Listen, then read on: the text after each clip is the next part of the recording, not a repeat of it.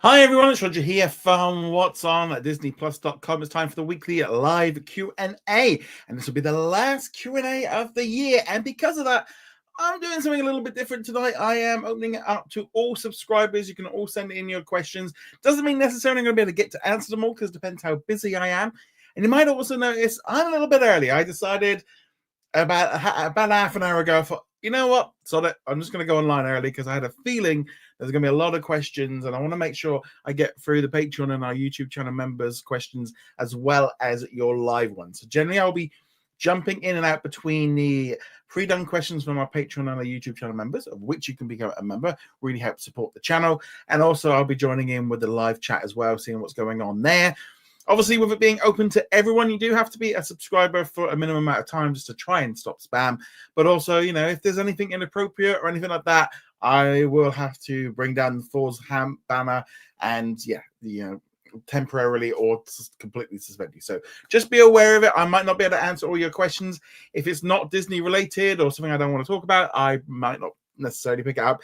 Generally, I tend to use these just for as a kind of a thank you to our YouTube channel members and patrons, but also allow it to be seen by everyone. But as I said, it's going to be opening up a little bit earlier for everyone. So big thank you to everyone that's in the live stream. You can see a lot of great people already in here. Yes, Gator said it's very early. I just thought, you know what, we've got a lot of questions, and I'll try and answer as many as I can. Ideally, probably an hour and a half, maybe 2 hours, maybe, depending on how long my voice plays out for. But nevertheless, let's jump into it. Now, I will also say, if you really want your question answered, the best way you can do so as well is use that super chat function as well, all of which helps support the channel.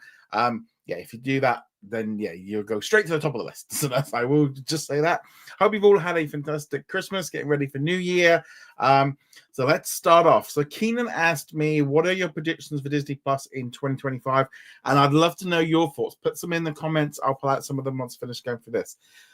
So my predictions for 2025 are mainly kind of, I think we've got the big launch of the ESPN flagship in the United States. That's happening in probably August, just ahead, I would imagine, for the NFL to launch the new season. Now, I think that's obviously going to be a big thing. I think we're going to continue to see the Hulu on Disney Plus and ESPN on Disney Plus thing roll on throughout the year.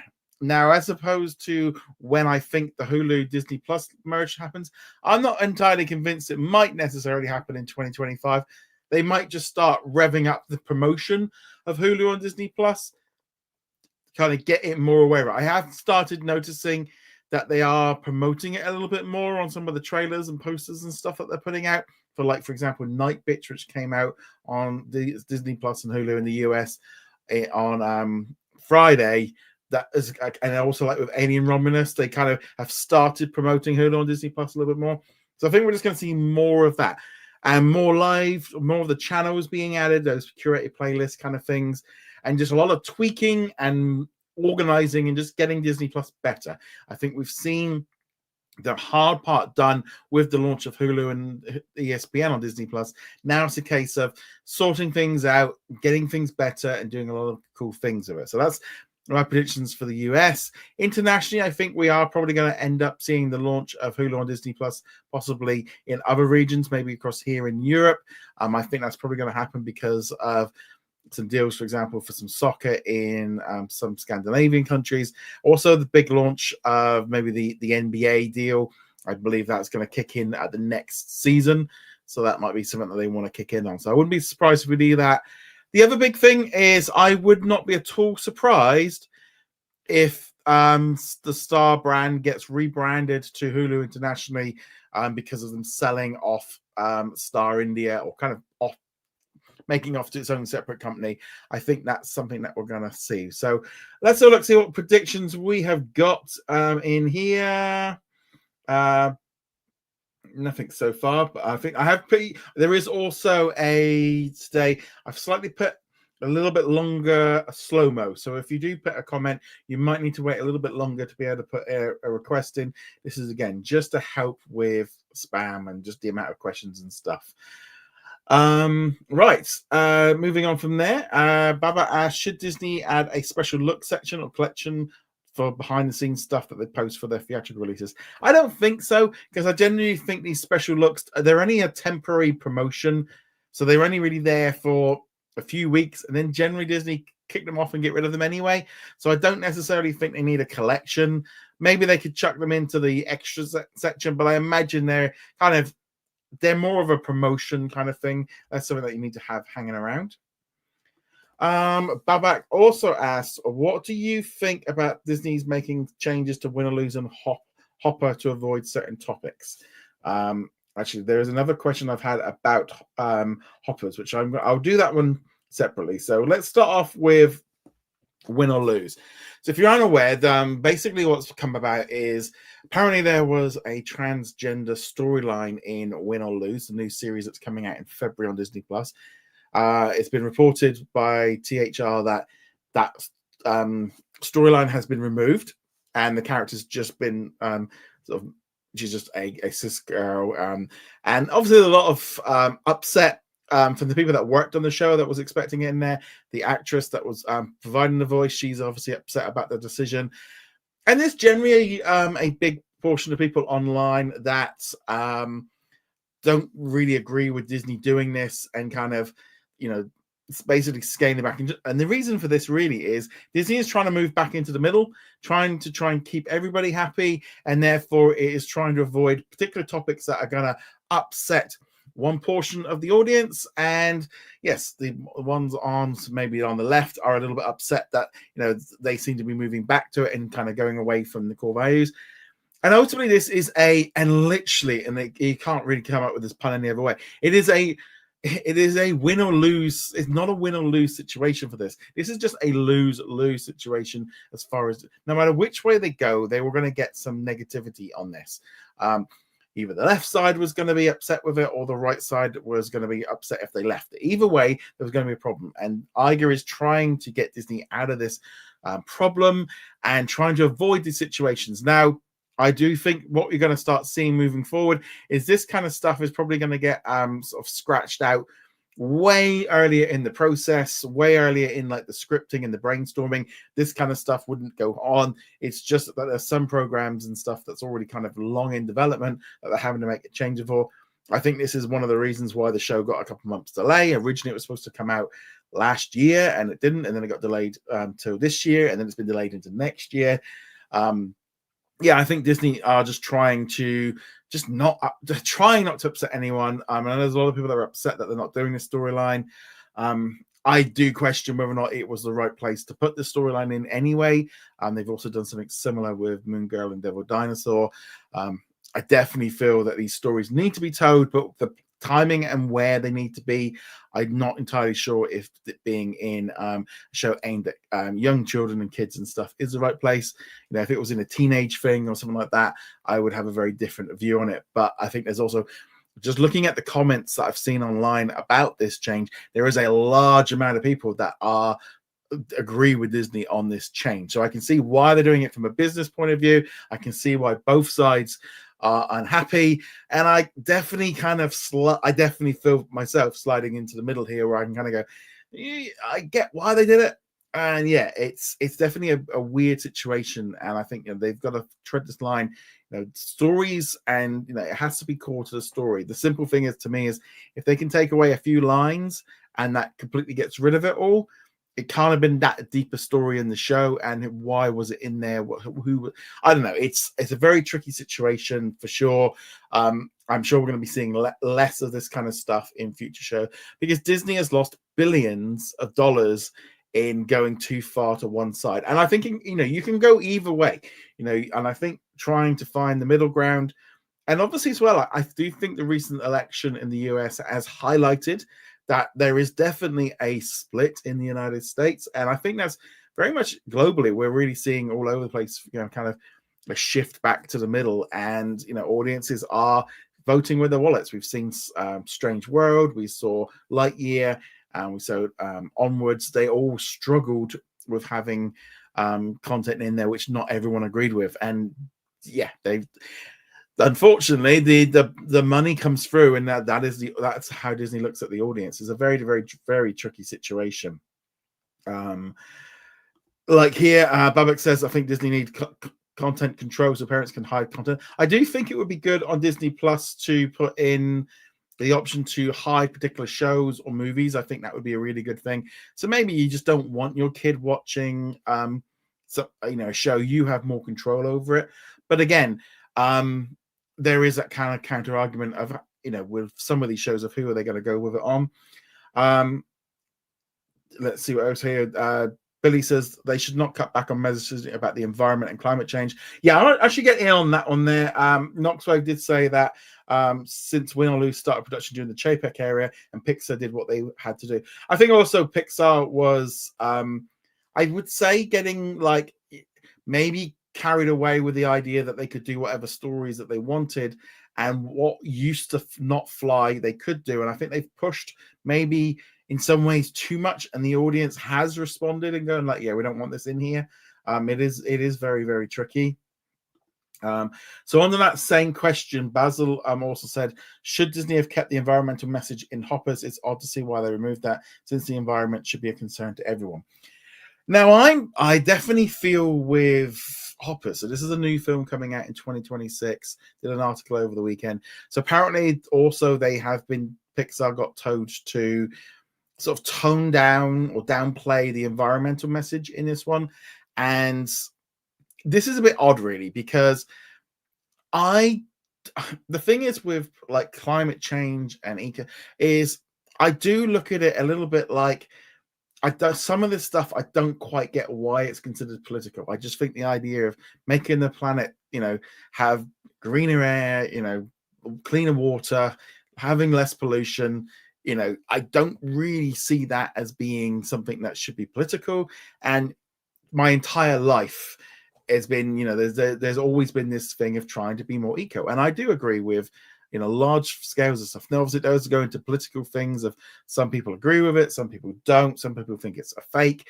And yeah, so the big part of this seems to be, I would imagine, I still think it's going to be a core element of the show, of the film, but Disney are very much aware that they're messaging, and I think it's less messaging and more preachy. Maybe they've had to, change the storyline, keep the environmental message, but maybe tone down on it or not make it so preachy, because it can go the other way.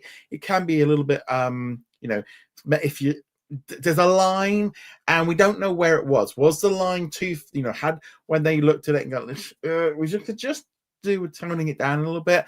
It is a very, there's a whole thing, people moving over to electric cars, solar power, tidal things, moving away from oil.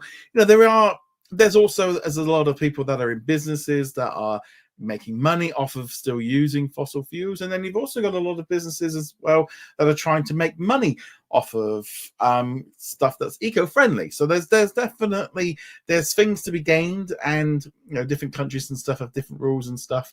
I definitely think personally, there's an element of environmental stuff. I've just put out my recycling. I don't have a problem with recycling. If it helps, it just makes sense to do that. We can't just keep it. There's elements of looking after of the world, and if I could get cheaper solar panels, I would do. If I could, get if I'm looking at a car and stuff, I want to look into electric maybe next time. But it depends on cost and stuff. And I think that's the key thing. But I think they've just got to be careful with how preachy it is, and just maybe pulling it back a little bit. I remember in season 1, Kayla says that Loki did a story regarding climate change, but the future kind of looked grim. However, they kept it. Yeah, I think there's the thing of just keeping it subtle. I'm just going to see if there's anything else about this particular topic before we move on. Okay, right. Let's carry on. Basil, said Disney should. Since it's a concern. And I do think, it's definitely that one. Keenan says, what do you think the next seasonal curated playlist when they stop showing the Christmas stuff? I would guess maybe Valentine's is the next big holiday, or maybe they do something for maybe like Black History Month, because I think that's February in the US. I think it's a bit later. So they might do that. I would imagine Valentine's might be it, or they might do Best of 2024 or something like that for a little bit. Maybe that could be it.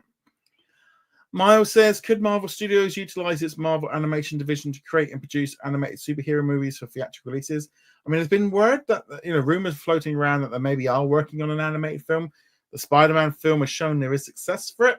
They might want to do it, but it's difficult. It's difficult for them to do. Kate also asked, what Disney Plus releases are you looking forward to in January? So for me, definitely Paradise is one show that I'm looking forward to watching. Finishing off Skeleton Crew, because that show seems to be kind of really hitting really good. So we've got a couple more episodes of that. The new Spider-Man show, just watched the trailer. Thought that looked pretty good. I'll give that a whirl. I'm not going to lie, Goosebumps, if it never existed, I don't think I would worry about it. I'm going to watch it, but that's probably it for me. But let me know. Right, let's do some live questions. Happy trailer. The reason the big tech companies have data centers in Norway is that they only do green energy. Yeah, Norway is really big on being, and it makes sense. I mean, I was lucky enough to did a cruise up to Norway a couple of years ago. It's a beautiful, beautiful part of the world, and they have a lot of natural resources, and so therefore they want to keep that. It's so beautiful up there. The water, the air, the trees, everything. It makes sense that they would want to protect it. You don't want fossil.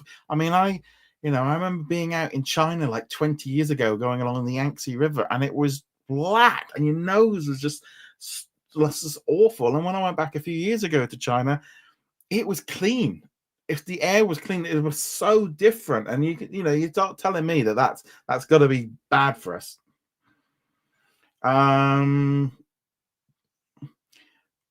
Chris, the movie fan, says, could Paramount Disney Plus add little Bill and Stanley? No idea on that one. I think as well, generally, I mean, with regards to like classic content, because I see there's a few questions here that you put in. I think we have to look at the fact, because Paramount Plus is removing a load of classic content. The simple truth is that these are not watched a lot, and they're not watched enough to probably warrant how much it's costing to keep them on there, because obviously you've got server costs, data costs, but also residuals and other things as well. I know there's a lot of people online that want all this stuff there, but they only keep the stuff there that's kind of the most popular. And if it's not there, there's probably a very good reason for it. And yeah, they could go back and add the stuff. And I do think I personally think that Disney is missing out on a treat by not utilizing the 100-year history of the company and of 20th century and using that against Amazon and Netflix to be able to be like, look, we've got all this history. Why make a new animated series? Or you can still do it, but why not utilize your own stuff? I totally understand why everyone wants it on there, and I personally would be like, let's get it on there. But I think from a business point of view, there must be a reason. I just don't think the views are worth the cost that they want to put on there. All right, let's just go up here. I'm just going to try and do some of these live questions. I'm just going to start at the top. Henry would love to see them finally merge Disney Plus and Hulu together and finally be a unified streaming service like all others. Yeah, I think that's I would love them to do that. I think it's going to happen. But when that'll be cool. Quite a few things here about Weekenders and House of Mouse and all this kind of stuff. There's a lot of people that would love to see this stuff come on there. It would be great to have it there, but yeah, there must be a reason why this stuff is just not on there.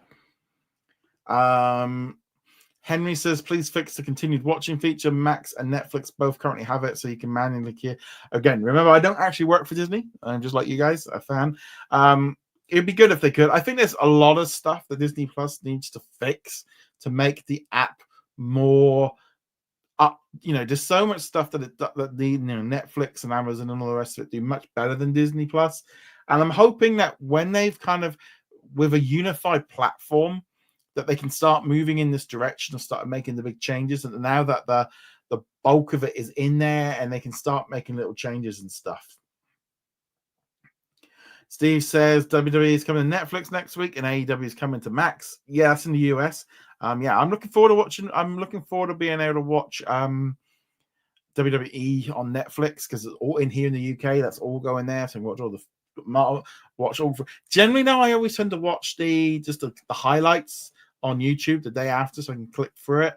But I've not had access to Raw or SmackDown the day afterwards for years because it just wasn't worth it. With the WWE Network was good for the premium stuff, but it's just like, yeah. So I might start putting it on. It's also good here in the UK. ITVX is going to have the AEW stuff, so that's good. Steve says, is Sesame Street coming to Disney Plus? Don't think so. There's obviously a lot of rumors with the fact that Max doesn't want it anymore and they're trying to find a new home. I don't think Sesame Street would be a bad pickup for Disney as a licensed show, but honestly, I'd rather they spent the money on sorting out the Muppets. I just don't really think Sesame Street is going to work in that same way that it would do. Kirsty says, hope they do an app update and add more hubs in the UK and live channels would be nice. Yeah, I mean, I would love them to start like rolling out some of those things that they've done in the US globally, you know, like you say, the curated playlists, more collections. I think we need, but I think we can't really get that until we get some more uniformity across the whole platform, like getting Hulu internationally as a brand, getting Hulu into Disney Plus in the US. But I definitely think curated playlists and just making it more complete, because at the minute it feels like here in the UK we've just not seen had any updates or any changes to Disney Plus in a long time. Kirsty also said, do you think the Hulu situation will be sorted next year? I do think that Disney will finally finalize the deal with Comcast, and maybe, yeah, I'm really hoping that they do. I'm really hoping that they do that. Team Hustle Command says to the better add Buzz Lightyear of Star Command. Again, they I would imagine that they would have done that if they thought it was right. Noxwave says, what do you think of What If Season 3? It's okay season, in my opinion. Okay, so I watched, so let me know in the comments below. Are you in the live chat? What have you thought of What If Season 3? So I watched the last 2 episodes this morning. I'll be honest, I didn't watch it for a few days. I kind of ended up binging it over like 2-3 days in like a couple episode bites. I really just wasn't that excited about this season. I don't know why. I didn't really think much of this third season. It was very average. I do need to do up a review. Again, unfortunately, I did get them slightly in advance, but it was kind of quite late to the point where I had so many plans for this last week, or sometimes it was just like, I don't really think this is going to work. It's okay. I did not like the big finale that I watched this morning. I was a little bit disappointed in that. I don't necessarily agree with the characters that they picked, and just kind of went out on a bit of a whimper. Yeah, I didn't really like this season. It felt a little bit like, oh, we've got all these characters that we've introduced in the movies and the shows, and we need to use them because we've not used them for a while. And I didn't quite get the point of how, there was other characters that they could have used instead of Birdie. I mean, why not use, they could have used Ironheart, they could have used Shuri, they could have used Iron Man, they could have used a load of them. I just didn't really think much of that finale. Don't worry, Keenan, you're not late. I did start really early. Bobeck says, who cares if Agatha went to Hollywood? I mean, it was an interesting one, and I like the idea of them integrating with the Eternals, and I did like the fact that it felt a little bit like it was an interesting. But again, one of my big problems with this series of What If is everyone feels way too overpowered, and there's so much destruction that it becomes almost meaningless. Agatha becomes basically the size of a Celestial, and is fighting a Celestial, and it's like, come on. I mean, Jesus, on TV, it's just seemed a little bit weird with it. Thank you so much, Caleb, for that super chat. Thank you so much. One thing I noticed What If was that it met with apathy. The usual content creators like New Rock Stars and Heavy Spoilers didn't bother covering it. So I think this is a couple of things for this. I do think the daily drop over the holidays does make it very tricky for content creators to do it, because obviously I didn't get the screen until pretty much Sunday, so mean, yeah, Monday I worked as pretty much normal, but I couldn't watch 8 hours of What If on, because I had lots of other stuff I was trying to do to catch up on stuff ahead. Because I wanted some time with my family and preparations and stuff. And it was a bit like, yeah, especially if you're doing this as a full-time job, in which case like new rock stars and heavy spoilers and stuff are doing, is you want some time off. Because if you're doing, it's like everyone, if you're doing your job, 40, 50 plus hours a week,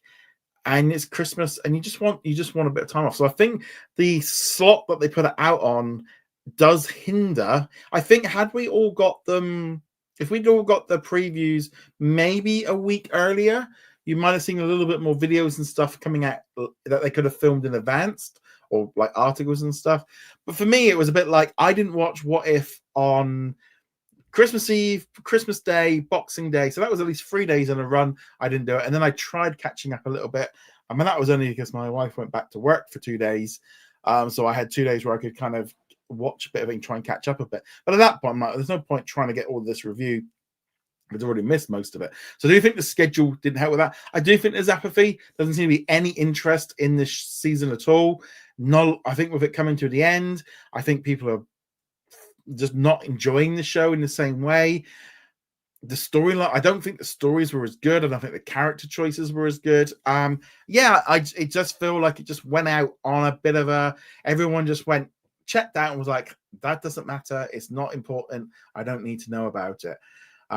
But yeah, I definitely think that there was a lot of apathy about it. But again, thank you so much for that super chat. Thank you so much.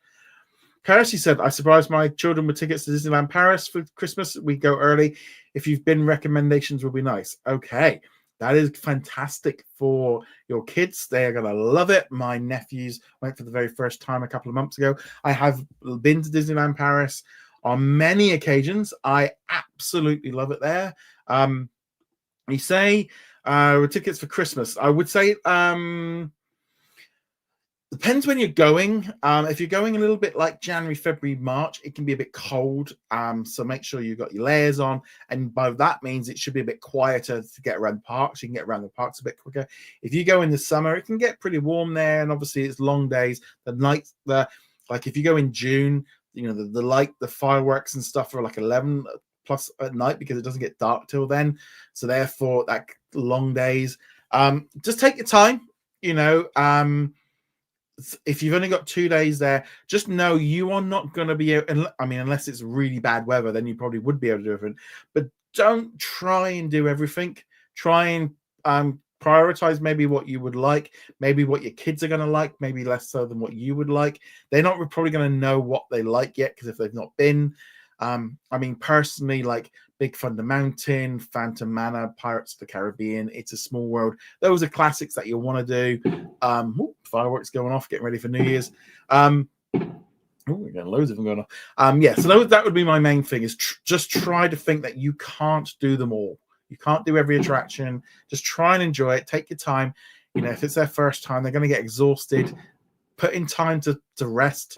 You're going to want to go, but the kids are just going to get worn out. Really, fireworks really going on. Chris says, why did Max keep removing Cartoon Network shows? What happens if they remove the Cartoon Network Max for that? The simple truth is, kids are watching shows very differently, and there must be something going on for the fact that Max, loads of fireworks, Max and Paramount and etc. are removing these shows.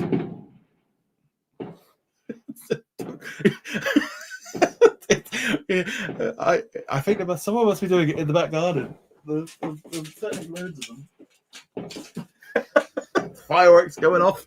The one and only Tinkerbell said, if What If was released during the year on a weekly basis, everyone would have covered it.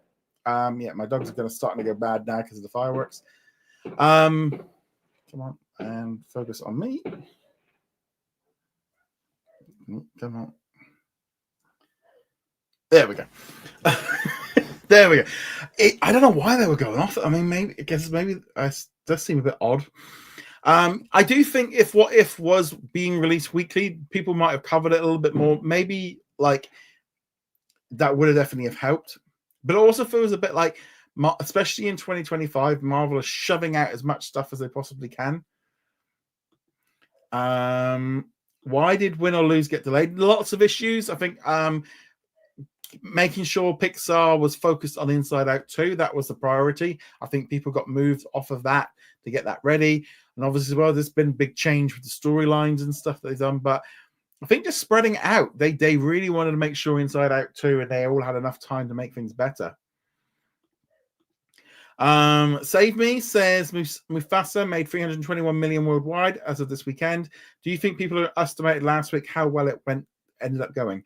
There was kind of a thing, I think with Mufasa, there was a general kind of a little bit of glee from a lot of people that that don't like Disney, that that don't like them being successful, that Sonic kind of kicked its ass in American box office before Christmas. But in the week of Christmas, Mufasa is kind of kept going and built back up a bit. And at the end of the day, there's no big movies kind of out for a few weeks. So now we've kind of got essentially these 4 quadrant movies of Moana 2, Wicked, Mufasa, and Sonic. They've got like a good month ahead of them where they can just keep clawing in money. And because there's enough movies, you might be like, oh, I'll go see the other one, I'll go see this. I do want to go see Mufasa, but it's a bit like, again, this week is not traditionally as well. Movie going in the UK for Christmas is not a big thing. The cinema's closed. It just wasn't on my to-do list. Yeah, they've definitely done well. I don't think it's going to hit 1 billion, but I think it's going to do it well enough. With Wicked, we did want to go see it, but it's coming out on digital in like a week or 2. And my wife did say that we might rent it then because she really wants to watch it, but she hates going cinema. Kayla says, I remember seeing pictures of folks going to cinema in India to see Mufasa. It's a packed house for that opening. It's the SPK effect. Yeah, I mean, it does seem to be like it's done very well. And, I mean, I think it's probably very likely they're going to hit like 500 million. And, if they can get it to 600-700, they'll be really happy with it. It was never going to be $1 billion movie. The big question is whether or not Moana 2 is going to get there, with a few more weeks. How many movies will Sonic have? I think they've already said there's going to be 4. Happy Joe says, I'm not sure if I will go see Wicked for 3 hours. Yeah, that's kind of a problem. I'm just going to do a few more live chats, see what we've got here. Chris, is Disney Plus on Roku Premium subscription offering? I don't know what that means. Matt C says, any thoughts on why the studios continue to offer different theatrical windows? For example, Universal and Pixar release films on digital about a month later, while Disney waits at least 2 months. So they have been kind of experimenting, I think. Generally, though, when a movie doesn't do so well in the cinema, it will get rushed to streaming. And Universal, etc., seem to be much faster at doing it. Disney seem to be, I think they have realized that people got a little bit trained. I mean, you can look at it, but look at Night Bitch. Night Bitch seemed to have got rushed to streaming within weeks of it being released, which was really bizarre because Disney's generally been holding back a little bit. I think the simple truth is that a movie gets to a certain point where it's no longer going to make any more money in cinemas, and therefore, if they can get it out on digital, they can start making some more money on it. Yeah, I mean, Universal system seems to be working very well, but Disney want more money at the box office, and they are willing sometimes to just let things go a little bit longer. I do think this new system seems to be working better for them. You only have to look at this year's box office. Disney's got Inside Out 2, Deadpool 2, or Deadpool 3, sorry. And then you've also got Moana 2 is likely going to become the 3rd biggest film of the year. I imagine it's going to overtake Minions. It's working. It's working. Gridborn says, how good was What If Season 3? And did you see Nostra? I'm not going to try. No, I haven't seen that movie. I'm not a very good person for horror movies. They're not my bag. And as I said, this week, going cinema here in the UK for Christmas is not really kind of something that, I mean, obviously we've had lots of big movies in the past, but I probably would have, Mufasa would have been my choice. Let's see what else we've got. Do you know when Sony could add Venom 2 and No Way Home, since they're being re-added to stars? Again, with these kind of things, we haven't really seen any of the Sony stuff be added onto Disney Plus globally for a while. I imagine at some point Venom 3 won't be hitting for years, but I don't know. It's very hard. I think they just did a little bit of a deal with the Sony movies to get them on there when that movie came out. Back would say I'd like to see an updated homepage and more organization for Disney Plus. It does need a lot more stuff on there for sure. It needs a lot of organizing. Question: now that Sony owns most of the anime, should they go into buy up stock in anime studios, or is it important to own? I think the trouble is, in some ways, they've probably got it right in the fact that they get the companies have all the costs of making these shows, all the staffing costs, and if they aren't very good, then Sony doesn't lose anything because they haven't brought it. They'll only buy the good stuff. Paul says, do we know when Alien Romulus is predicted to be added onto Disney Plus? I am wondering if we're going to get it on the 1st of January, because that's when I think Australia's getting it. But it does seem weird that we've had to wait so long for it. Does seem very weird. Let's see what else we've got here. Looking down through the live chats. Noah loves the Marvel movies. Good. Yeah, that's good. Happy Trail says Disney should focus on Orville, not just Star Wars. I think many Star Trek fans. Orville is so good. It's such a great series. I think it's fantastic. Mary says you're going to see one of them these days because Sony. I don't quite know what that meant. Kelly's prediction for 2025 for Disney Plus is ESPN will launch smoothly and Hulu will finally be 100% Disney owned. Yeah, I think that's definitely going to be happening. Happy Trailer Reactor. Here in Norway, we still have the Disney Channel, but they should have it inside Disney Plus as a live channel. My kids enjoy Disney Channel. I think the trouble is, I think the curated playlists kind of fix that kind of thing. But the problem with adding the live channels in is suddenly then you've got a lot of localization. So, for example, you've got your channel in Norway, and then if they've got one in Germany, I think, and maybe still in Poland, they've still got one, offering those live streams, and you've got the advertising issues and all the rest of it. So there is probably a lot of technical issues and stuff. And also then the carriage providers like, Sky, etc., aren't really going to like having. It's a very, very tricky process. But it's kind of odd because like here in the UK, like Now TV, which is Sky /Max /Peacock, they have live channels, BBC, Channel 4, they all have it, but Disney just kind of dropped out of all that.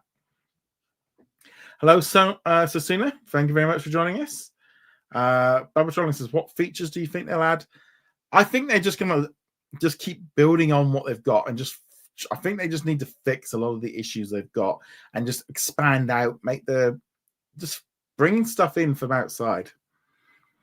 Melissa would really like them to bring Disney Plus with the Newsy musical. Yeah, I think adding musicals is always a good thing.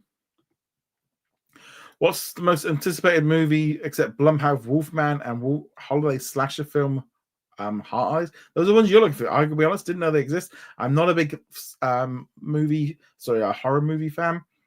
I think for me, 2025, in terms of what I'm looking forward to, I would definitely say, obviously, the 3 Marvel movies are definitely there. Avatar, Fire and Ash, Superman. That one looks really good. Those are definitely there. I mean, I want to see Elio. I think that would be a good little movie. Yeah, I think those are the key ones. And Zootopia 2. I hope Disney Plus will add a voice search. That would be nice, but I suppose the trouble is with some of these features is that then becomes very device focused, and then they're going to have to incorporate that into, depending on what device you've got of how that works. That could be a lot more complicated than we maybe realize. I love the Free Caballeros on Disney Plus. It was like DuckTales qualities, but it was cancelled. It's kind of weird. That was like a show that kind of got created before the existence of Disney Plus. Babak says, I think they messed up how they did the show. It should have been its own thing about the connections to MCU. There was actually a question. That's a good reason to jump back into our pre-done questions.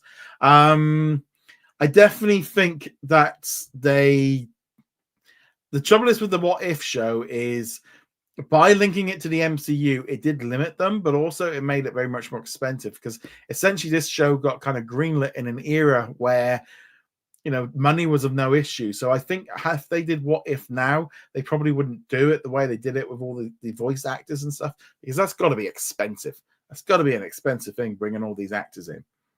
And also, how it all works and stuff. Let's see what we've got here. We did that one.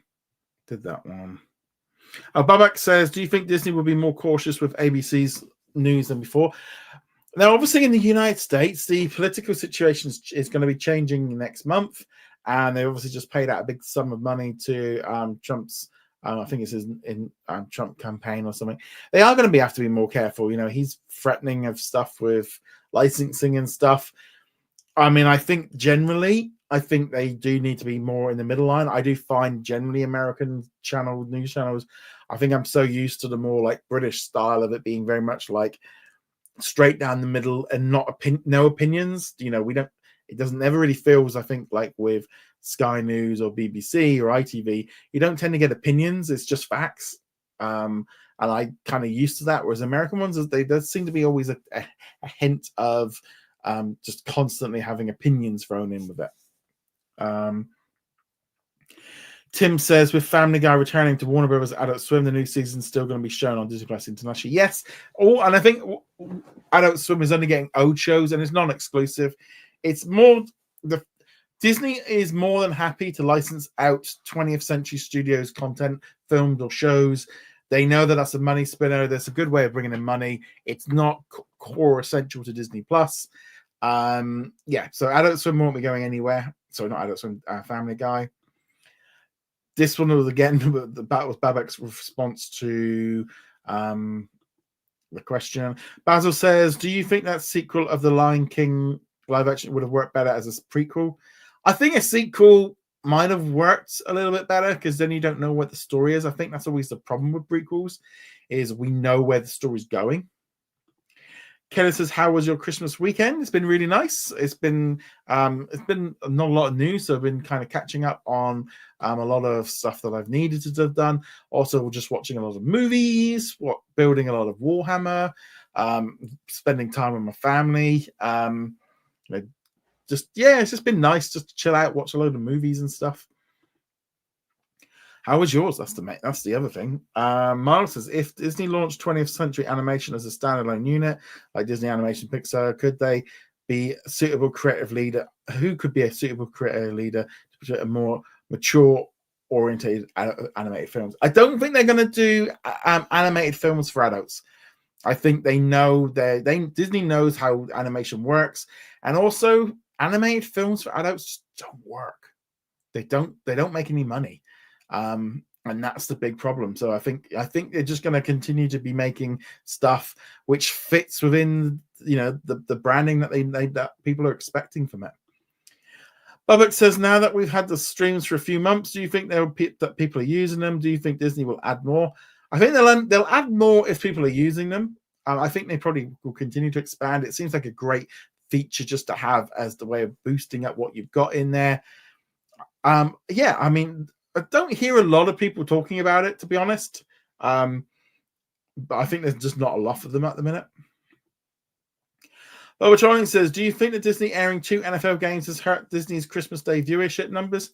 I wouldn't have thought so, because if you're going to be watching those NFL games, you probably would have watched them on whatever platform they were on, or if they were on Peacock or Amazon or Netflix or anything. And if you're into maybe NFL, you maybe wouldn't be watching the NBA. It's kind of, they're very different kind of sporting content. Tim says, what do you think of Disney's Snow White new song, Waiting on a Wish? I A bit generic. It just feels like going through the motions of like, oh, I'm gonna have a big song, and it's just like, yeah, okay. Well, it's like, did we need it? Is this movie gonna be any better with that song in it? It just, and I know when she's just singing it, I just think this movie is gonna do so badly. It's gonna be an absolute just carnage for that week that they put it out. Babak says Disney's released 13 movies across all of its studios in the theaters this year. Do you think that's too many, too little, or just right? I think one big major release a month is good. I think that's a good thing. I do think they've kind of cannibalized themselves a little bit with Mufasa and Moana 2. I think they're a little bit too close together because they're both animated movies. As much as Disney doesn't like it, Mufasa 2 Mufasa is an animated film, and I think that was the problem for that one. I also think as well is at least one movie a month, big A stream, but I actually think they can do more, because I think that they could have alternate every other week come out opposite them. You could also have a Searchlight Pictures film or 20th Century or a Nat Geo documentary, because it's like A Complete Unknown and like a Fair Game and Night Bitch and all these kind of ones. They slide in around the big movies and they reach for a different audience.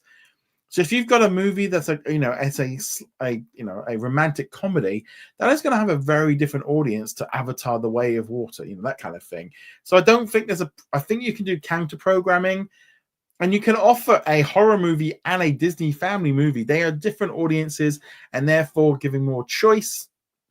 And I think they can up it to having more, but I do think one core main, where they can put all their push behind it. I think in the summer as well, they get a little bit carried away in like June and July sometimes of putting out too many movies. I think Indiana Jones was one of those ones that we had that, and Elemental and a couple of movies that were a little bit too close, so their marketing couldn't quite get behind it. But I think, one movie a month isn't necessarily a bad thing, as long as they're kind of slightly different. I do think for example, having the Marvel movies too close together is a bit of a problem. But yeah, that's kind of on that one. Tim says, why has Disney released a trailer for Shifting Gears in a short and not a full video? It is odd. You got to remember the PR teams are all over the place with Christmas and stuff. I have been noticing a lot of Shifting Gears trailers and stuff popping up on social media, but they just don't seem to have actually released the full trailer online yet. Right, let's jump back into the live chat. Let's see what we've got going on here. Miles said, I asked the 20th Century question in advance since Universal's Illumination Entertainment launched their Moonlight label for adults 2 years ago. Yeah, I just don't think that the audience is there for those kind of movies. I think the simple truth is that if you're going to invest that money into an animated film, it makes more sense to do it in a family one where they can make more money and they can have franchises and stuff. Adult orientated movies just don't seem to do very well. Look at that Lord of the Rings movie out this year. They don't know. They just don't seem to work. But we're trying to says, do you think Peacock will renew its WWE contract? No, I think that's dumb. Knoxwell says, do you think Disney and Star Wars will remove the Acolyte from canon? I know the series failed due to low news and no one liked it like the Willow series. I don't think so. I think they'd be too embarrassed to do that. So Suna says, what features do you want to see on Disney Plus in 2025? For me, here in the UK, I just want to see the ESPN stuff added in. I want to see the curated playlists. I'd love to have ABC News in there live. And just start making it on par with the US. It feels a little bit like we all got left behind. We all got ahead of them with the Star launch, and then it all just kind of came to an abrupt halt as all the focus was on the tech teams for getting the Latin America launch, and then Hulu launch, and then ESPN launch, and now they're focused on ESPN flagship. It just feels like us Europeans, we could do with a little bit of a tweaking stuff on what we were getting as well. Careless says, speaking of ABC News Live, do more weather stories and public health. We don't need breaking news stories about political farting or ranting about toilets. I do think it's very interesting with, in general, with US stuff. And I think that is definitely it is very, very centric on the US political system, to the point where you're like, is there any other news going on? I know and they get in the presidential election, they just seem to get obsessed to the point where it's like, guys, if you've got like a half-hour news show, maybe you do 10-15 minutes on this and then move on to other stories. It's quite bizarre. Even here in the UK, we do have obviously political stories, but things tend to move on to like other stories of like incidents happening in other countries and other stuff, because I think if they just did election stuff, well, I'm also as well, I mean, our elections are like over and done within 6 to 8 weeks of them announcing it. You guys are probably starting the election run right now, and it does seem like here in the UK there was a little bit of like, there's been lots of stuff of like, the political polls and stuff, like, we're not having an election for 4 or 5 years. What's the point of all this? Like, they would lose if there was a vote. Well, it doesn't matter. Anyway, that's all that. But my lucky, that's not bother that. Milo says, could Disney restore the Walt Disney Pictures Pixar variant logo and reinstate it on all the prints of the old films? Probably not. I wouldn't think so. They don't tend to go back and redo stuff on older stuff, because ultimately it's money, and what's the benefit of this stuff? And I think this idea that Disney is constantly going forward. They love using their legacy, but they don't tend to go back and do a lot of stuff sometimes with it. But I don't think they will do. What I'm going to do is I'm just going to run through the last of these pre-done questions, and then we'll be live for the rest of the show. So feel free to keep sending in your questions. Kelly says, should Dunk the Halls be an annual event on NBA's Christmas Day on Disney Plus? If enough people watched it, I'm not going to lie, I didn't bother. I don't really like basketball, and Mickey Mouse and stuff, watching that for like, I don't even know how long a game goes on for. If people watched it, good. I'm still not convinced of this like live sports, like animated versions. Is it what kids want to watch? It seems very boring. I don't know. I mean, I guess doing it as a little like thing between the ads and trying to get kids in and trying to make it exciting. I don't know. It just seems a really bizarre idea. Connor says, do you think Sky could soon become the content aggregator instead of having 600 plus channels, basic package consisting of free view channels and ad support streamers, the a la carte business? I definitely feel like here in the UK and also in the US, actually, Comcast just doesn't seem to have an idea of where it wants to go. It's still clinging to the linear bundles and the linear channels like this because it still makes the money, and it does feel like, what are they doing? It's like, why launch now in the US? And also, like here in the UK, we've got Now TV and you've got different versions of Sky. It's like, what's the point of all this like mixed up stuff? They don't seem to have an idea of what they're doing. It just feels like they're trying to get ahead with streaming a little bit, but even that is like all over the place. There's no like deal going in place where they have like Peacock isn't in any other country. I don't know, just it's very weird, but I don't think they're going to do it.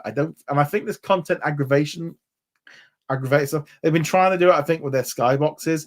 I think they're too late. I think the smart TVs, that's where it's going to be, because you don't need these boxes. I mean, I only use an Apple TV box because I need it for particular apps for, doing reviews and like certain stuff that I do that I need access to Apple TV apps. And also, I'll be honest, the Apple TV box is so much smoother and faster and just looks better than my smart TV does. But I don't think I would have it if I didn't do this. Dennis says, do you think Disney will close any of its linear channels this coming year, like Freeform and Disney XD? I mean, I've been saying this for about 5-6 years. Those channels are endangered. I think the big question is going to be is if Comcast drop them, when there's going to get to a point where if one of the other big cable companies in the US also drops the channels the same way that the Charter deal did, there's going to get a point where these channels don't have enough people to have those ones running. Yeah, I think that's going to be the key thing, is if they do a deal with Comcast, this is going to be the big thing. Bubba Tronic says, do you think that Disney will do another Dunk the Halls next Christmas? I would imagine so if it's successful. Dana also says, what sport do you think Disney should have on ESPN on Disney Plus to get more subs?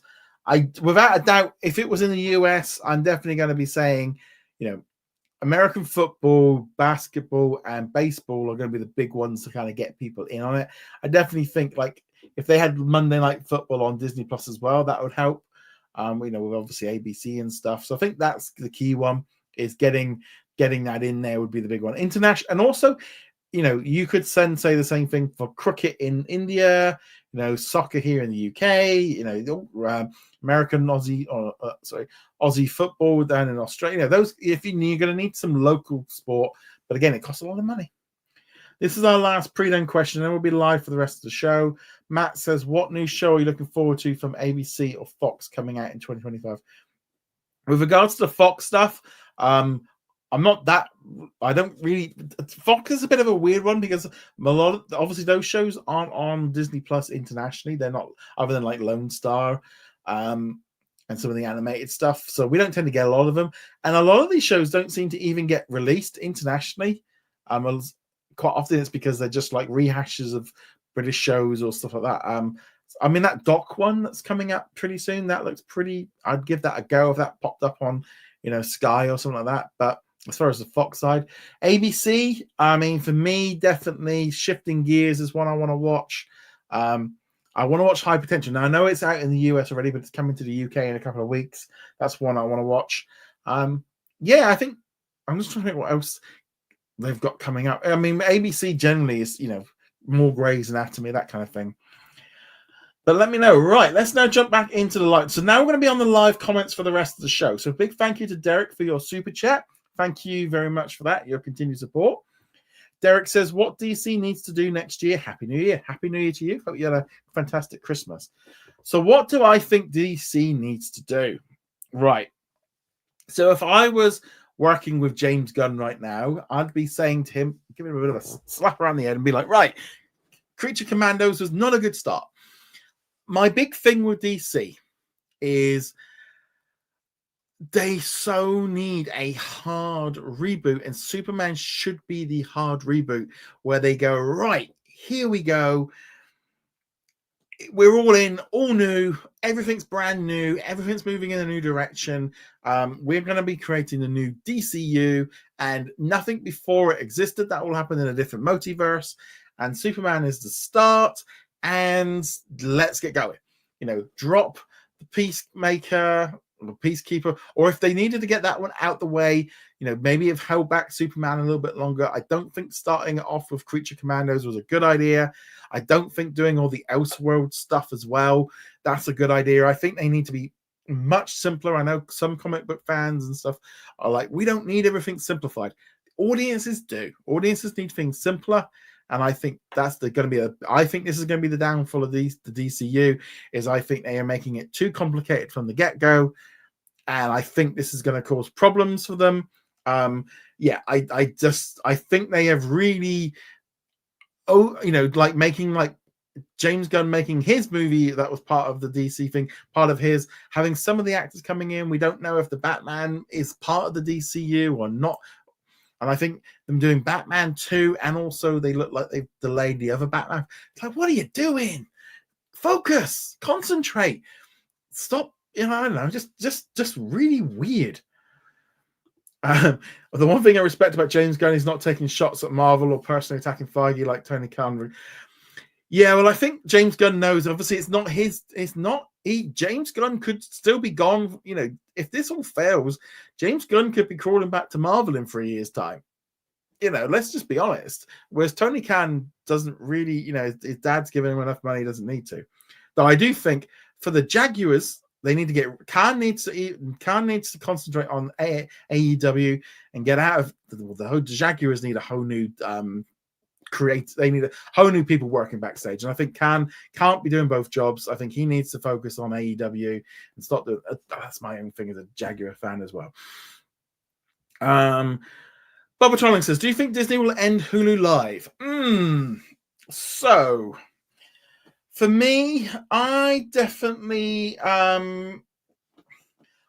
I think this is a business which is just getting smaller and smaller and smaller and smaller year on year. You're able to get some people that leave cable and they come to these live streaming services, but then they go. After a while, they fade away. I think this is a industry which is just dropping away. I do think that like Sling and Fubo and YouTube TV, these are only things that are going to work for so much longer. YouTube TV seems to be picking up a lot of stuff. I wouldn't be at all. The trouble is, Disney might get in a position with all this venue sports lawsuit where they need to get out of Hulu Live TV in order to have less of a conflict of interest. They might need to get out of it. So that might be a problem that they need to get rid of. But 4 million subscribers doesn't sound a lot. Plus the fact that these prices are all going to be creeping up to like $100+ each. We don't have this whole thing here in the UK. Like, I can go onto the BBC iPlayer and I can watch all the ITV free channels in the app.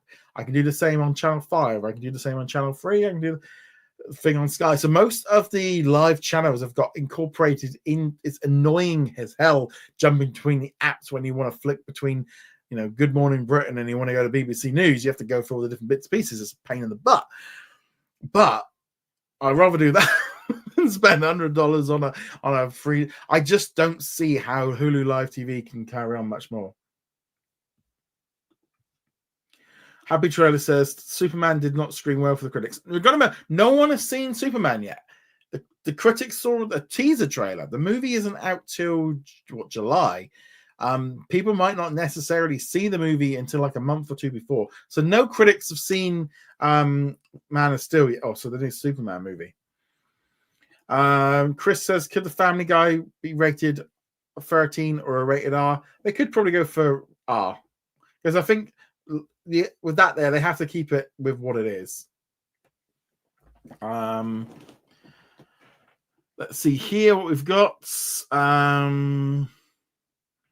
Knoxwell says, my favorite TV shows that got released in 2024 include X-Men 97, Invincible 2, Reacher 2, The Boys, Fallout 1, We Were the Lucky Ones, Under the Bridge, The Veil, Shotgun, The Penguin, and Skeleton Crew.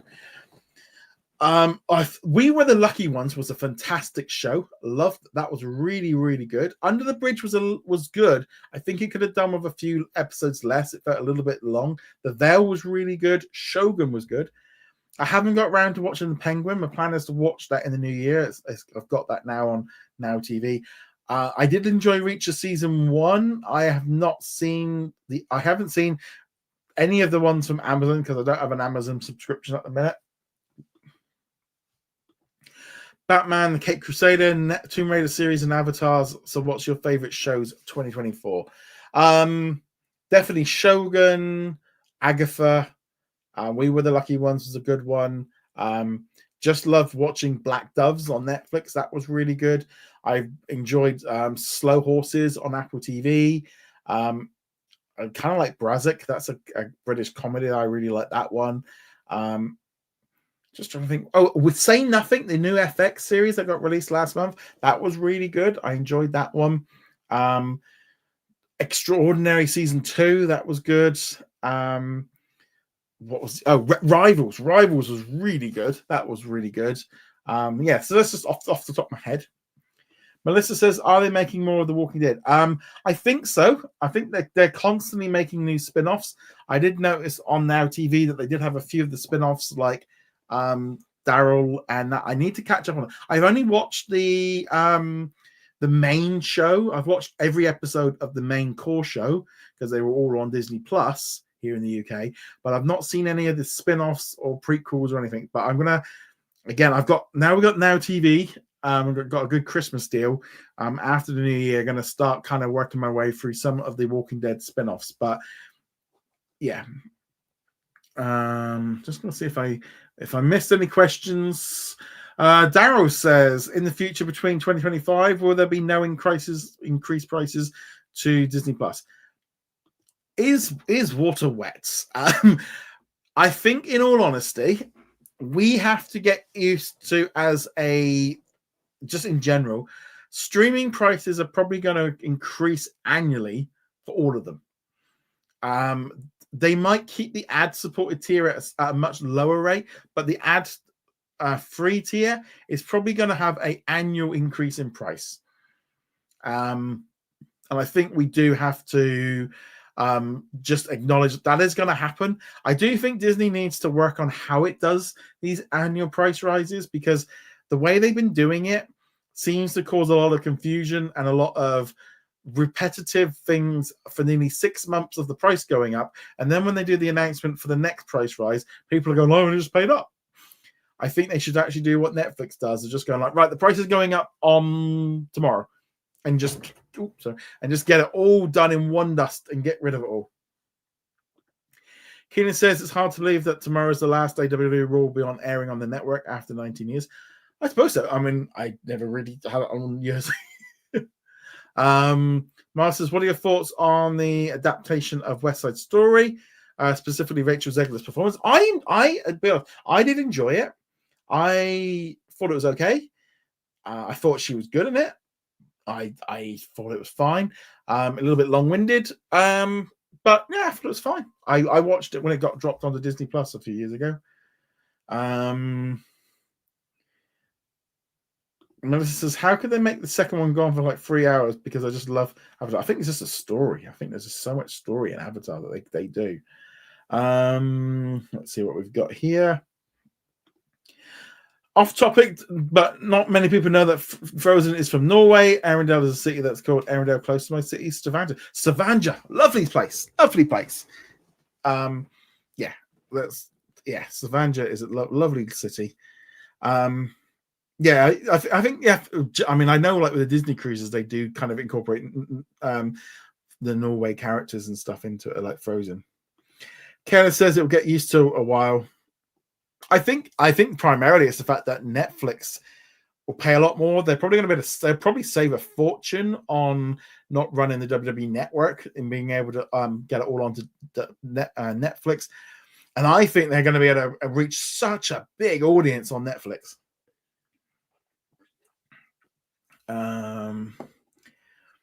Powertronic says, do you think the UFC will remain with Disney?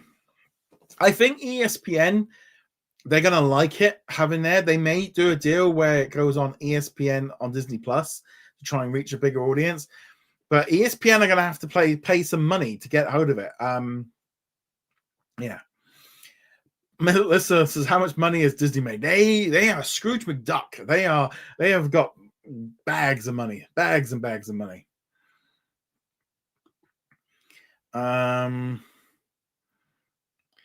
Sentai Ranger says, hope everyone's had a Christmas as merry and bright despite the passing of CBS sportscaster Greg Gumbel. If you enjoy his work, our condolences to everyone at Paramount. Yep. Melissa says, I wish they would make more 3D movies in Disney. I like Avatar. I wish they would bring it to Disney Plus in 3D. I think the only way you can watch Disney Plus in 3D is on the Apple 3D device. It does feel like 3D was like a flash in the pan technology that people just didn't there's a reason why most movies now aren't released in 3D.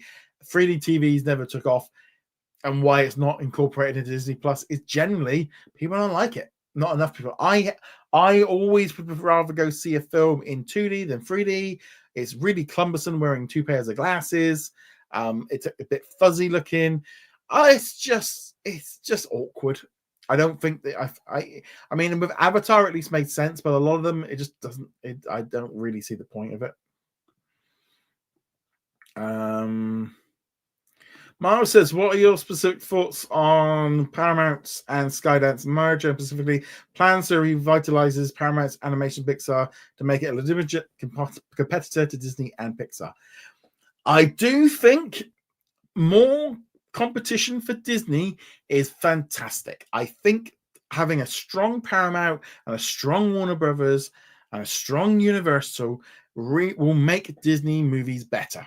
And that's what I think is the key thing. I think Disney got a little bit gung-ho in the idea that they were number one and they could do whatever they wanted, and they got slapped because the audience doesn't care. They have to keep their A game, and I think having better movies is good for us, the consumer, to get better movies.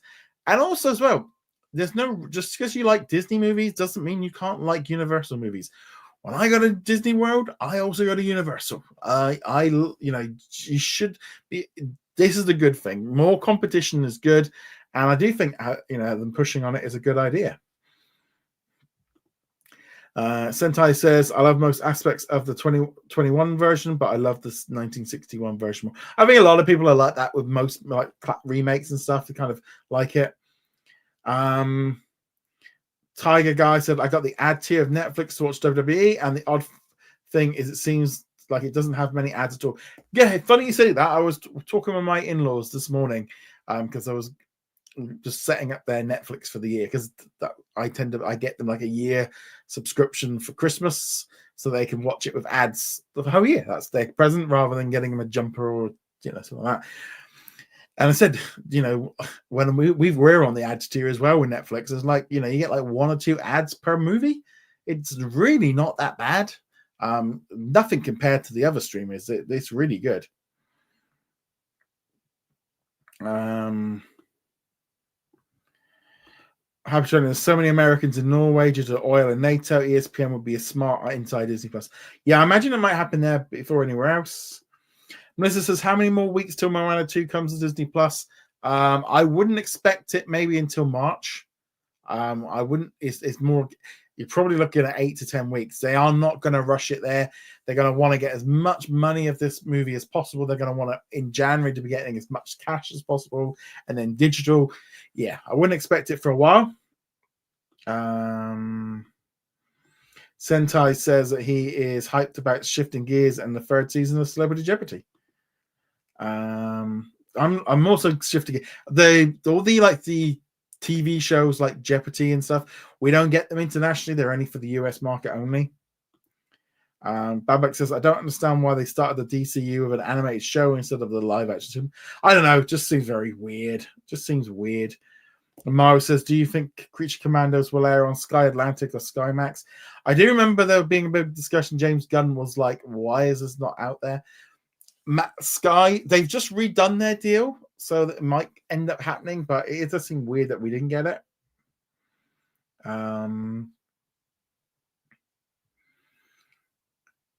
Mayo says the first big studio project was the Superman Christopher Reeve story. Are we watching it? It's on Sky Documentaries tomorrow. Yeah, I noticed that when I was going through Now TV last night that it was in there. So I didn't see the date, but that's good with the. I am going to watch that because I must have seen Christopher Reeve Superman about 200 times. Yeah, so I'm looking forward to that one.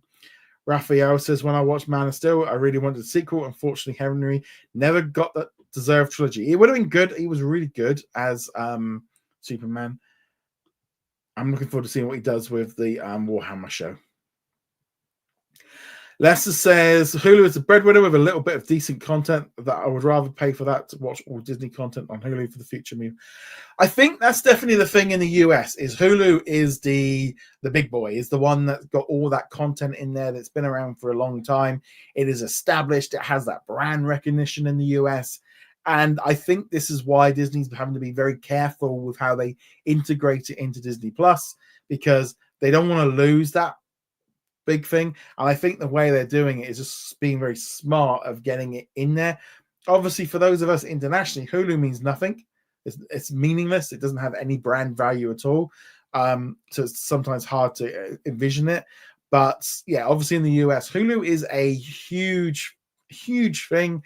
And they want to make the most of it. And they want to incorporate that into Disney Plus. And I think that's where they need to start using that Hulu on Disney Plus thing. And then when they do merge it, it's going to be much more simpler for people. But Hulu, the big thing for me really was Hulu had all the elements that Disney Plus needed to become the big book. They needed all of it together. And I do wonder whether or not in hindsight, whether or not they should have done what they did with Disney Plus, and maybe you've just gone with Hulu. But obviously, from their point of view, they want it to be Disney Plus, not Hulu is a brand that they've inherited that's not theirs, but obviously Disney's theirs, so that kind of makes sense. Kelly says eventually they'll end Hulu Live TV, but they'll ride out the gravy train until the wheels falls off. So if the gravy train, does it have wheels, or is it just on a slope of just gravy? Maybe with the launch of ESPN flagship will start the process. Yeah. Barbara Tron, what do you think the name of the flagship will be? I think it's just going to be ESPN. I think they might drop the ESPN Plus element. I think they might just call it ESPN and just be done with it.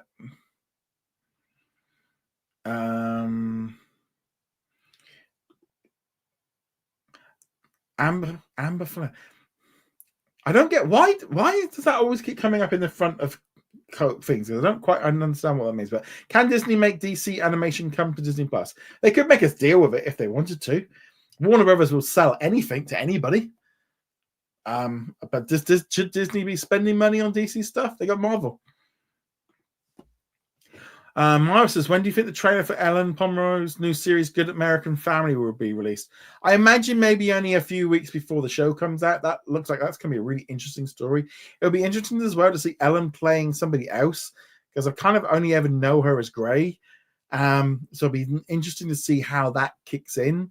But generally as well, with these kind of shows, there's not a lot of point in giving out the trailers for this stuff too early in advance. I think sometimes we get a little bit like we want it now, we want to see it now, we want to see previews and stuff. But with television, it doesn't really matter. They can hold it off till a couple of weeks before and then do all their promotion at the last minute, because doing a trailer for a show coming out in 6 months' time doesn't really mean a lot. Raphael says, will there be a Spider-Man movie next year? I don't know if there's one for 2026, maybe. Something about Rick and Morty movie. I don't know. I'm not sure on that one. Watching Home Improvement. Love it. Great memories. Hope to see Tim Allen in a new sitcom. Well, he's going to be in the new one, Shifting Gears. That starts soon. Yeah, I've got to be honest. I loved Home Improvement back in the day. We just watched on Boxing Day. We did watch the Santa Claus. Matt says, do you think Disney Plus could do a talk show daily? Well, to be honest, they've got one. Jimmy Kimmel. Just put Jimmy Kimmel on there. Why? But also the big problem as well is talk shows are kind of dying off. These big ones that all the big networks have, they're getting less and less popular. Most of the stuff is being done on YouTube. And I think there's too many of them, and the audience doesn't tune in the same way. So you obviously got that as a talk show. And also as well, they've got The View. So, that's a kind of a chat show. I just don't really know if they've kind of got this stuff, really. Mara says, does the IMAX enhanced version of IMAX have the IMAX enhanced sound on DTS? Not sure, to be honest. I haven't looked.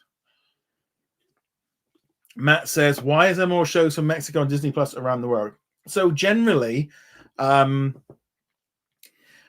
most of the international originals they release globally, and it's part of their strategy is obviously to boost up their international things. But also, a Mexican show also has a reach globally for people that speak Spanish, and also people that are willing to. My wife watches quite a lot of Latin American shows. She seems to watch way more of them on Disney. I don't tend to watch that many of them. I don't mind watching Korean ones. I'm just on my way through Squid Game season 2, but I'm not great at them, because that's my big problem with Disney Plus is I need them dubbed. I don't have time or the concentration to do subtitles for a TV show. I'll be honest, I like those kind of shows. I like to be able to put on while I'm working or while I'm doing something else. I don't have the time to do subtitled ones, so that's my big problem with ones. But a lot of it is just down to if you're making it, a Mexican show could be really popular. Everything in Latin America can be popular in like Portugal and in Spain and in other regions, like in other countries. Yeah, and also people are just more used to having international shows now. I think it's much more common. Dara says, will there be no censorship on Disney Plus if a new original series or movies or even shorts? Well, there is still the not necessarily censorship, but obviously there is going to be they're going to have to comply with local rules with regards to ratings. So obviously you've got your different age ratings. They can vary between countries. So they are going to have to play ball with that. And they are responsible for situations, but they can put on rated R movies and stuff like that, and TVMA stuff on Disney Plus with the right settings. But as far as being like uncensored, I mean, yeah, it's very much they'll have their own censorship, and also different countries have different things. Like here in the UK, we don't tend to get a lot of the news stuff because that would they have to be there's a lot more rules for news content. Tiger Guy says, is Spider-Man Beyond the Spider-Verse really coming out in 2027? That's a heck of a long. I think so. I think that's what they said. Yeah, I think they're a little behind on what they were doing. Kay said, heck, my favorite movie of all time is Back to the Future. Yep, I love it. And was produced by Universal. It doesn't matter who produced it. It just matters if it resonated. Yep, I am a huge Back to the Future fan. If I just skip, overweight. See down here, I've got I got my Marty McFly pop vinyl and my DeLorean Lego set. I must have seen that movie about 200-300 times. I love that one. Chris says, how do you feel about Max and Paramount putting streaming at the top priority and dumping their linear channels and removing the core linear content from their streaming platform? So as far as them making it the top priority, I am a streaming customer. I only use streaming. I don't use linear. The audience is moving. I do think that I don't see a problem in them still doing linear and still serving the customer. I don't think that's a bad move. I think that should be a case. I think, if you still got customers and you can make money from advertising, etc., you might as well keep doing it. You might as well just keep, making that money while they can. But the audience is going to streaming. More and more people are moving to streaming, and that's where the future is. So they have to get moving into it. We've really seen them now. They're going to they're going to ride the gravy train as long as they can, but they know that streaming is the future, and it's happening fast. Happy Joe, what's the price of Netflix for ads? Here in the UK, it's £4.99 a month. Ricardo says, many specialists predict that there will be a new wave of mergers and acquisitions in Hollywood. You have some feelings. I think, obviously, with the change with the political situation in the US, they are more likely to get some of them through, whether or not they go out internationally.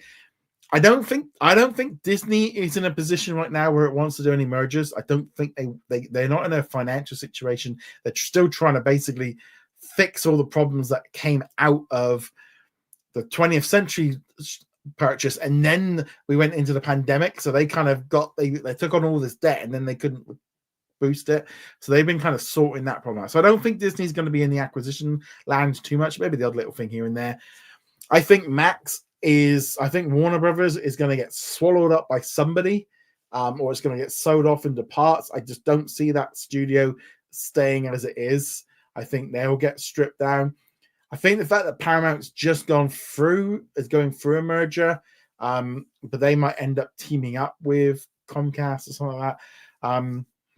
I think Stars or Lionsgate Plus, whatever it is will be gone. I think we're at a point where the market is oversaturated. I think we might even see some other mergers and stuff. I think the big problem is if Amazon or Apple or Netflix try to do stuff, there'll be a lot more opposition. Because the linear ones have got a much better chance to say, look, if we don't do this, we might go under. So that's it. Matt says, do you think the new Superman movie will help Marvel in the future? I think if Superman's good, that's great. I think that's definitely a good thing for them to move forward with. I don't know if by releasing it so close to Guardians of the Galaxy, or not Guardians of the Galaxy, Fantastic Four is a good idea. But a strong DC is good for us Marvel fans. Again, that same thing with animation.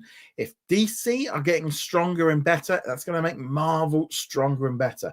When DC started flailing and started screwing up and no longer becoming a competitor against Marvel, Marvel took their eyes off the ball. So a strong DC is good for us Marvel fans. Babak says Paramount Plus has too many ads. There's 15 ads, 7 minutes for 30-minute shows. I count. That's normal.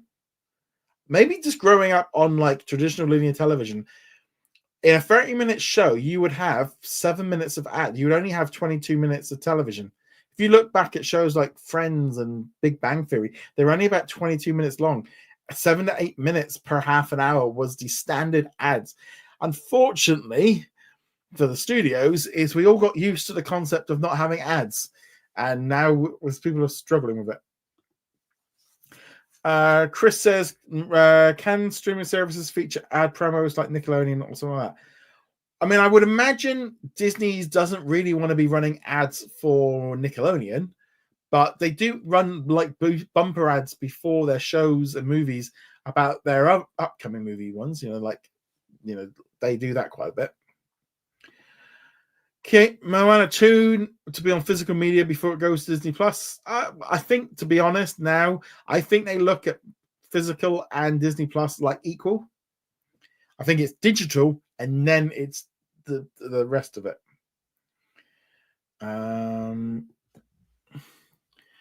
Matt says, do you think they overcorrected how much they have spaced out the Marvel content on Disney Plus, and that's why they're releasing so much in 2025? I think they've probably got an idea moving forward for 2026 and beyond that they need to get some of this stuff out the gate and get it going in order to make sure that like Secret Wars and stuff does well. I think this year being a bit light on movies and shows is a good thing. Let's be honest, the lineup for 2025 is very big. There's at least 9 shows, but anything animated, the main core audience isn't going to give 2 hoots about. I'm just being honest. What the zombies and Eyes of Wakanda and Spider-Man, most audience that go see the Marvel movies at cinemas do not watch those shows. They are meaningless in their eyes, and they're no different really. This new Spider-Man cartoon could be considered like Ultimate Spider-Man or Spider-Man the animated series. It's not really part of the same thing. It's just separate. So we got 3 movies and 3 shows. Now, Wonder Man, I wouldn't be at all surprised if it doesn't arrive on the 31st of December. It could be a show that we aren't getting for a long time. So therefore, if we've got Captain America in February, Daredevil then running right through March and April, and then obviously we get Andor, and then we've got to have May is Thunderbolts, July is Fantastic Four, and then they're going to basically, other than the animated stuff, no live action then from Fantastic Four right through till Wonder Man. So it's a good 6 months. But I do think they're moving into 2026. 2 shows, 2 or 3 movies. I think that's a good balance myself. Bubba Charlie says, what do you think will happen to Max? I think it's going to get swallowed up by Comcast. That's my guess. Ricardo says, I have a feeling Zaslav could acquire the Fox channel, but now one executive thinks it'll be Fox making a comeback acquiring Warner Brothers Discovery. Maybe. That's not a bad idea. That would definitely put them in the game of having movies and streaming. I mean, that could definitely be a good thing. Then 976, I keep wanting to say the 619. With the Gilo Disney Star merger in India, Disney Plus Hotstar in Southeast Asia may be rebranded into Disney Plus, or what other brand they think of. I think it will just become Disney Plus. That's what I think it is.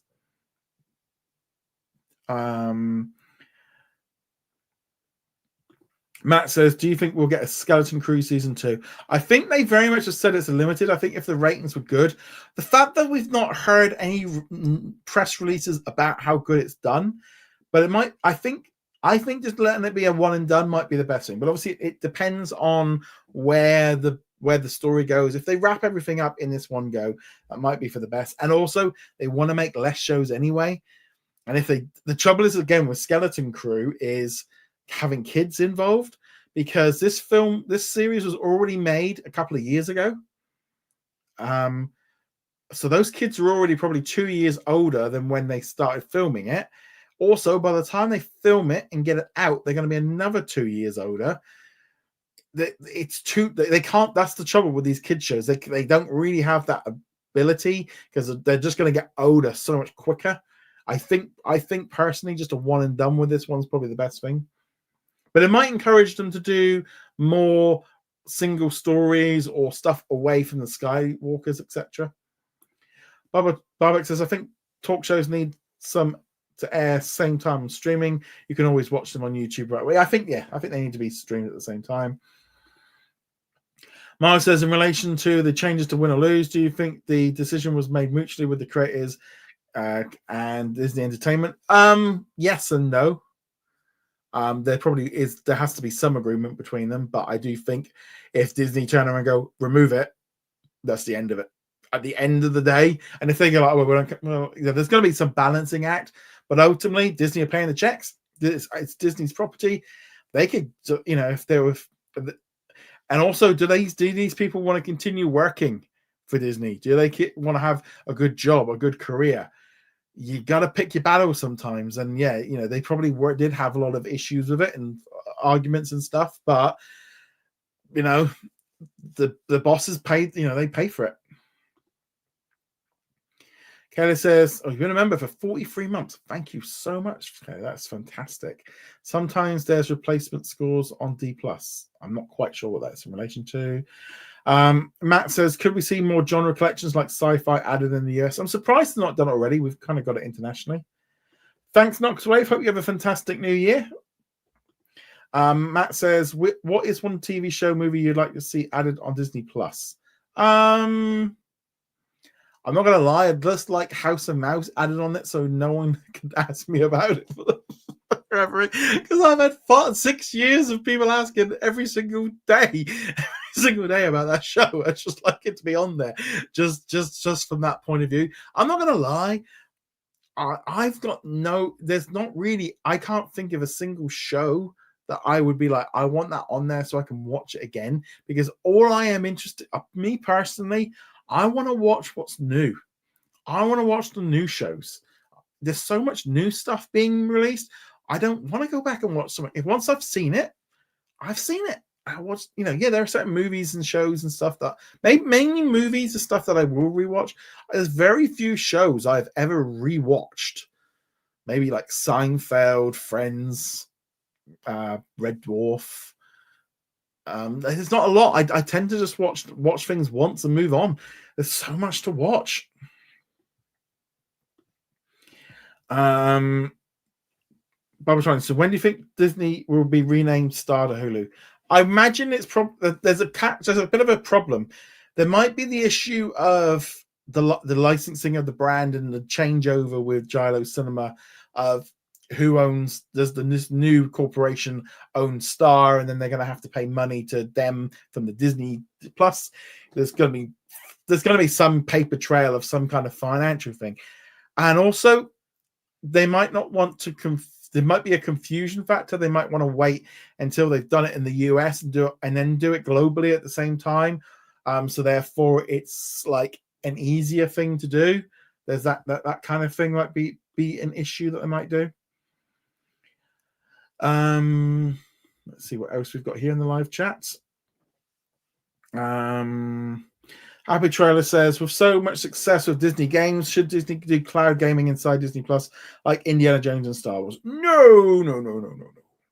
Let the games be where the games are. Let them be on PlayStation and Xbox and Switch and mobile. Let Disney Plus just be for television. I think the trouble is when they start trying to put all this extra stuff in there, it confuses things. It makes it harder. It puts the price up. I'd much rather just Sony and Microsoft license the rights to Indiana Jones. I'm waiting for it to come out on PlayStation. I got rid of my Xbox this year. I'm now just PlayStation 5 only. I've got rid of my Xbox, got rid of my Switch. That was actually, to be honest, the main reason I got rid of my Xbox was the day that they announced that Indiana Jones was coming to Disney, or was coming to PlayStation, was like, I don't need my Xbox anymore. It's just, and the fact that it's like all their big games are coming to both platforms, so there's not really a lot of point in having it. Miles says, since The Complete Unknown is getting rave reviews, do you think this film marks a return to James Mangold following his Indiana Jones and the Dial of Destiny? I think it's probably a good thing. I think he needed a win, especially in Disney's eyes, especially if he wants to make that Star Wars movie, because I don't think that's happening. Matt says, I think if there are any big mergers, it will likely be Warner Brothers and Comcast. I think so. And I think they're going to have that money from they're going to get that money from Hulu.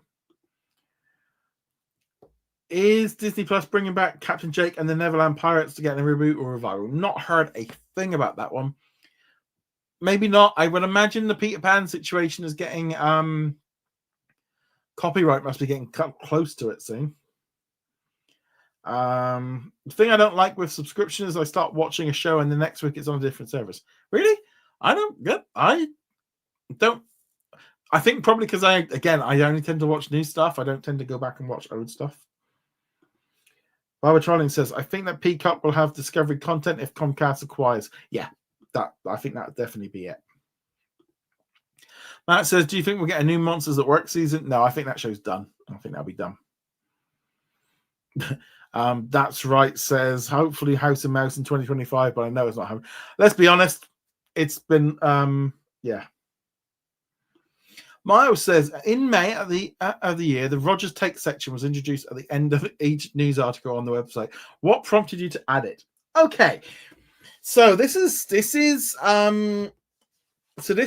so if you're unaware, and probably a lot of people are, there's been a big change on Google in the last sort of 18 months. They did a major helpful content update, and it saw most independent news websites and independent websites lost a lot of traffic. We're talking 80-90% of the traffic went, and it's just been a downslope, and it's caused thousands of websites have closed, thousands of people have been laid off, and it's impacted me with what I do. I no longer have any writers helping out on the site because basically just the traffic dropped, couldn't afford to run them. And so I've had to make some changes. And the reason Rogers Take was added was basically to add a little bit more personalization, to add a bit of me to these articles. So it's not AI. It's not. It's that little thing of where I wanted to add more about me, and I thought that was a good way of doing it. So that's why I added it, was that I wanted to bring a little bit more of my opinion and a little bit less. So when you're reading it, that I've written it. And I just, sometimes it doesn't always work well, and sometimes the article doesn't justify it. That's why I tend to like making videos as well, because I can tell you my thoughts on it. But that's where it's come from. It was basically a case of making an adjustment to just try something. It seems to work, and I like doing it. That was the other key thing as well, is I did it, and I actually realized I did enjoy doing that element to it, of adding my little bit of personal things to it. So that's where that came from. I feel like there's another reason why House of Mouse has not been beside potential views. It's money. I really don't get why House of Mouse isn't on Disney Plus, even as I think it's money. Miles really enjoyed Wallace and Gromit: Vengeance Most Foul. What are your thoughts on the movie? It was really good. I really enjoyed it. Absolutely loved. Such a fun movie. I didn't realize it was a movie. I thought it was gonna be a short, like a 30-minute short. Loved it. If you haven't watched it, it's just Wallace and Gromit. It was just really good. I mean, I remember when the Wrong Trousers came out the first time. I was only a teenager, and I remember buying it on VHS when it came out and stuff. It was great. Chris said, if these streaming services want to make more money, why don't they offer new titles digitally instead of having other services sell them through Amazon and Fandango? Well, the reason they put them through Amazon and Fandango and stuff like that is to make more money. These are on digital. You want to try and make it as easy as possible for people to spend money, and that's why it is. They use as many different services as possible to try and to make more money. Matt says, when do you think there's no fix the problem when you finish the movie or series, but it doesn't disappear from your continued watching list? I wish, again, have the option that you can remove stuff, but also, because that's really useful on like Apple TV, you can say like remove from my watch list, etc. But also for it to know, there should be some kind of trigger point that if you end the show and you're within the credits, you've watched it. Because that's usually why most people's in there. Is the minute that the credit pops up, unless it's a Marvel show, we all bail because we're not going to sit for 30 minutes of bloody stuff like that. Babak says there's a new horror Peter Pan movie. Yeah, I mean, there's this whole thing now. There's a whole genre of let's make horror movies about Disney IPs, and that was like they're all just it seems lazy to me. Indiana Jones is great. I only use Xbox Game Pass to play games and some Nintendo. I mean, I've been really good at having, I've had every Xbox since the original Xbox, and it was just along the lines of I realized it was just sitting there, just gathering dust, and it was like, and once they started bringing all the Xbox games over to it, I was a bit like, what's the point? And also, PlayStation Plus was getting better as well, and it was just like, I don't need both. Mark says, in relation to the win or lose, having opening credits for cast and crew, I think that can help set it apart from other animated series such as The Family Guy and Simpsons. Well, I wouldn't expect too much from this. I mean, Dream Productions has like it might only be 20-30 seconds. Chris says, can Warm Up Plus provide Max, also known as HBO Max, when they have money? Maybe. Matt says, what countries could Disney Plus launch in 2025? I mean, there's still lots of countries in Africa and other places that they could launch in. It does feel like that all kind of stops. They kind of realize that they need to get things sorted everywhere else. And it does seem silly that they're not available in all countries yet. Matt C says the frustration thing about niche titles is they are too niche to include on streaming and too niche to sell on their own. This is a lose-lose situation for fans of those titles. It is a shame that this stuff's not there, really. Totally understand. Yeah, Xbox realizes that the console is going. I mean, I think it's going to be around for a lot longer, but I think they've realized that they just can't compete with Netflix, with like Sony and PlayStation.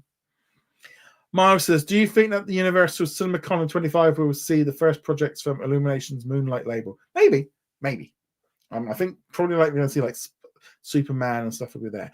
Right. So this is good. We've just reached the end of the questions. So I'm going to do a last ditch check now for questions before we end up, because I realize we have been going for an hour and 45 minutes and my voice is, and I'm nearly out of drink. I've been savoring it. So plan is next Sunday we'll be continuing to go back with the first live stream of 2025. We'll be again back for Patreon and YouTube channel members. We'll be able to join in on the live chat, and everyone will still be able to watch it live, because I think that's the best way of doing it. Everyone gets to enjoy it, and obviously it works both bets, and I think that works quite well. Then thank you to everyone for joining in. Loads and loads of questions. This is why I did start it a little bit earlier today, and I realized it's like I came in and started doing all my prep like I normally do about half an hour before I come in live. I'm like, oh, we've got a lot of questions. I was just like, I'm not going to get through them. Let's see what we've got here. Jonathan says, when do you think we'll get the trailer for Daredevil? I'd imagine when Skeleton Crew ends. That'll be my guess. When do you think Max will launch in the UK and Ireland? I don't think it will. I think it's going to get launched in with Sky and with Now, and by then there'll be some deal in place, and I think they're going to just bring it in with that. Matt says, I heard about losing another political man to another Mickey Mouse character. That they're losing another political man to another. I'm not sure what that means. Sorry. Chris says, what do you think of streaming services running abridged versions like what Video Prime did with A Wonderful Life? I don't know what they did. What did they do with A Wonderful Life? Abridged? I don't quite know what that is, to be honest. Gotta go. Happy New Year. I'll watch on YouTube 1 hour after the UK. Cool. Thank you very much for watching. Thank you very much for your questions. Oh, sorry, another character's going into the Mickey Mouse character. Well, I think what we're going to start seeing is you're going to start seeing Mickey Mouse, Minnie Mouse, Donald Duck, Goofy. They're all going to slowly merge into the public domain. Batman, Captain America, all of these like characters, as in the next 10, 15 years, you're going to see a wave of these characters moving into public domain. Babatron says, do you think Peacock will get more sports? I think so. I think that's what you mean. Matt says, I can see a Daredevil trailer during the Super Bowl. Maybe. I wouldn't be surprised if it's like a Disney Plus Hulu advert with everything, because that way they can get that around a little bit more. Miles says, do you think the TV channel should air films made in CinemaScope in the original aspect ratio, since on Christmas Day Rescue was shown on RTE2 in the 1.33-1 pan and scan version? Honestly, for me, you ruin this. I mean, I think putting out movies, personally, I like it when the entire movie fills my widescreen TV. I hate it when I have to watch it and you've got the black bars on the top and bottom. I know some people might like it because you get to see everything, but for me, it's like I have a widescreen television. I've got this big screen. I want to use the whole screen. So that's me personally. I'd much rather it's formatted so that the entire screen sees it.